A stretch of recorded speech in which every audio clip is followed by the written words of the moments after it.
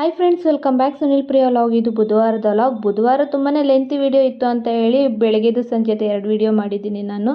ಇನ್ನು ಬೆಳಗ್ಗೆ ಎದ್ದೆ, ರಾತ್ರಿ ಸ್ವಲ್ಪ ತಲೆನೋವಿತ್ತಲ್ಲ, ಹಾಗಾಗಿ ಮಲ್ಕೊಬಿಟ್ಟಿದೆ. ನಮ್ಮ ಮನೆಯವರನ್ನೇ ಪಾತ್ರೆ ಎಲ್ಲ ತೊಳೆದಿದ್ರು ರಾತ್ರಿ. ನಾನು ಬೆಳಗ್ಗೆ ಎದ್ದು ಪಾತ್ರೆ ಎಲ್ಲ ದಬ್ಬಾಕ್ಬಿಟ್ಟು ಇನ್ನು ಅವರು ಕೂಡ ಬಿಸಿನೀರು ಕಾಯಿಸ್ಕೊಟ್ರು.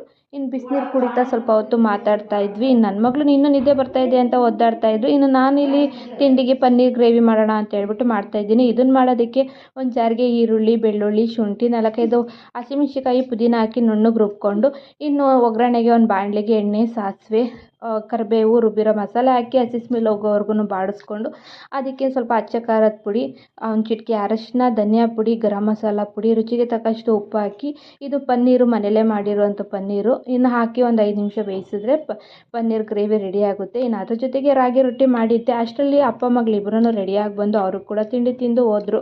ಇನ್ನು ಮಧ್ಯಾಹ್ನ ನನ್ನ ಮಗಳು ಸ್ಕೂಲಿಂದ ಬಂದಮೇಲೆ ತುಂಬಾ ಸುಸ್ತಾಗ್ಬಿಟ್ಟಿದ್ಲು.